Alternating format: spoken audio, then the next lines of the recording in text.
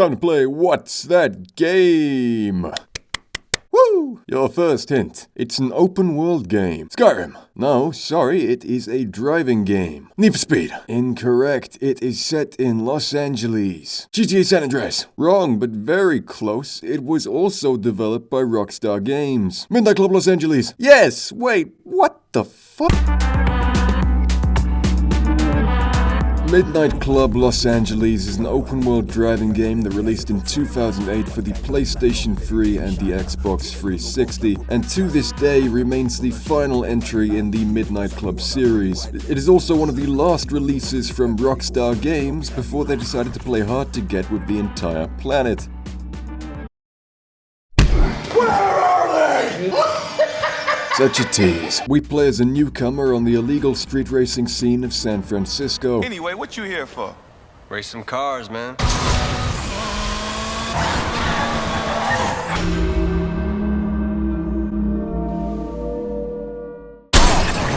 I say this with all the speck of sincerity that is in my body. Don't ask where. This is my favorite driving game of all time, baby. I'm not usually a fan of driving games because I feel like they never give you proper control. The cars always feel like either a brick on ice or a rocket that's rudder could really use some oil. Either way, your input is inhibited. Stiff controls, poor feedback, lack of speed or impact, you name it. I've always felt that driving in the average driving game was equivalent to singing opera through a ball gag. Midnight Club Los Angeles removes the ball gag.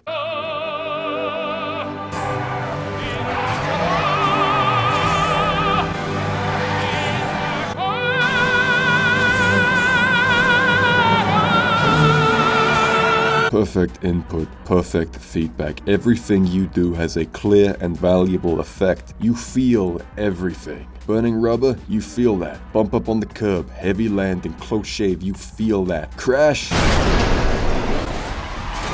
Yeah, he's gonna feel that. So many games don't let you steer properly because they hate fun. Midnight Club Most Handsome Geese is like, you wanna steer, buddy? Well, let's steer. You can pull off a 180 so sick it legally counts as child murder. The sense of speed is just... Take notes, everyone who ever has or ever will make a driving game. The world flies past in a blur, but the road ahead remains clear. The action cam zooms in and out with every press of every pedal. You feel like a goddamn bullet, but like one from that terrible movie where they can steer.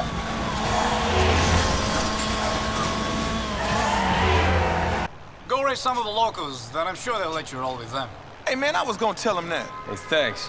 And I need a mechanic. You should speak to Carol. Yeah, my man Carol. Yeah, his man Carol. He's got the best shop and private dealership in town. It's on Sunset in Old Hollywood. I'm going to say something that you might find a bit shocking. Just brace yourself, okay? This driving game's story is not very good. No. This being developed by Rockstar, I've gotta say, it really feels like a PG Grand Theft Auto. It doesn't have the swears or the violence, but every character is still a crazy, wackadoo walking stereotype with some very strong acting. Even though the cutscenes are actually pretty short, they somehow still manage to capture the essence of a GTA cutscene, in the sense that it doesn't seem sure why it exists, and it also doesn't seem to know when to end. Book doesn't need a stage. People laugh at him just walking down the street. Whatever you say, Nikolai. Your girlfriend found me funny. She did. Ooh. She was confused, wondering why you dressed like you're playing golf. Cole! Yeah, shut up, y'all. It also does that Skyfall loading thing. And people never stop calling you. For the love of God, please stop calling me.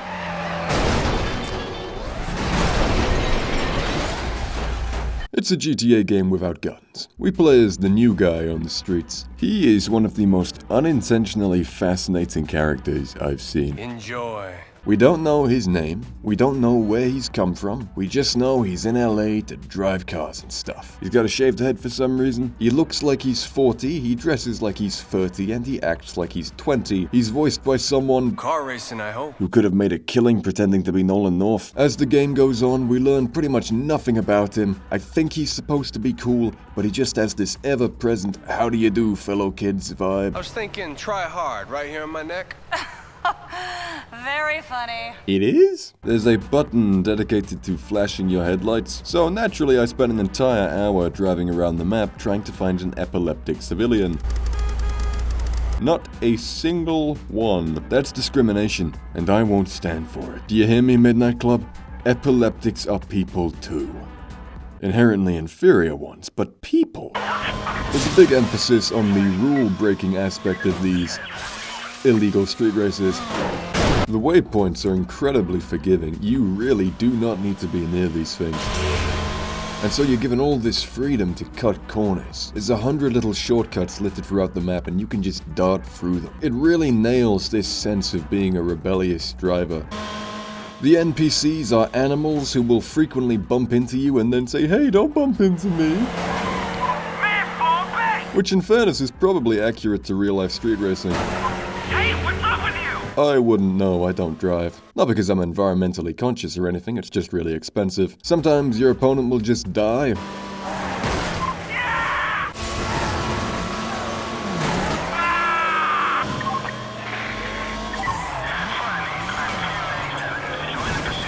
Something this game does better than GTA, and pretty much every other game I can think of for that matter, is police chases. In GTA and all its illegitimate children, police can enter a chase from pretty much anywhere. Which can be a little annoying. How am I supposed to know if there's a 1500 kilogram piece of arsewhoop around the bend? I'll tell you how. The mini-map. It's an aerial view of your immediate vicinity that shows you every possible threat you could need to avoid. Now that's great, good workaround.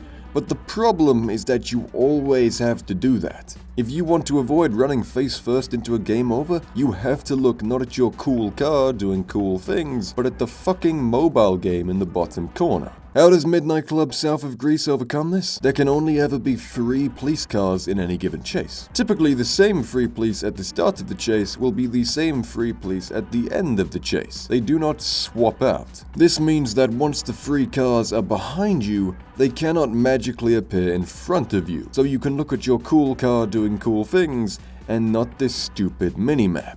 They got this right in 2008 and wrong 5 years later in the biggest game of all time. When your car gets damaged, your rear window turns into a Rorschach test. Can I ask you a question? When was the last time you saw an open-world driving game with this many cars on the road? I mean, look at it. This isn't just set dressing. You can actually crash into any one of these cars. I cannot recall a single other game of this caliber in which I saw actual traffic. And that brings me nicely to my next point. The thing about this rendition of LA, this open world, is it looks real. I mean, it doesn't. It's a 2008 game on the PlayStation 3. Everything's muddy and hazy. If you stop and look at anything for more than a second, the simulation will crumble and fall. Why did she...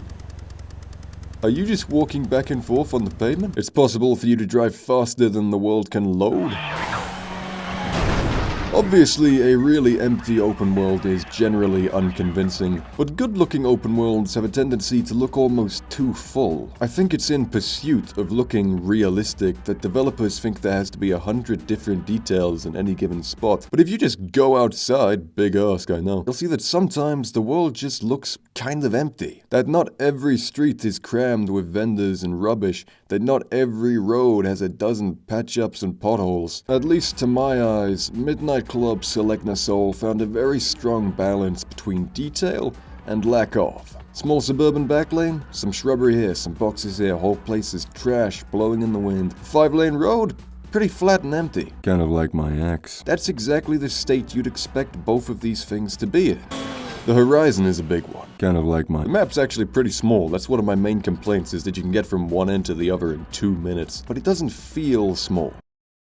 The horizon conveys so much depth, it really looks like a city that goes on for miles. And there's pedestrians, which is not the standard for some reason. Graphically, it's not that impressive, but the way it handles detail clicks with something in my brain. It passes the uncanny valley test of what a place like this is supposed to look like, to feel like. So when you're driving past it at 100 miles per hour, it feels real. All of its elements combined, Midnight Club Los Angeles makes for some of the most exhilarating, satisfying, dare I say, cinematic gameplay moments you could hope to find anywhere in the damn genre. It's a good game. Not a great one, but it does an important few things better than a lot of great games. And it's been forgotten on 7th gen hardware. And it's been delisted from digital stores. And that's why we need physical media. Watch my John Wick video.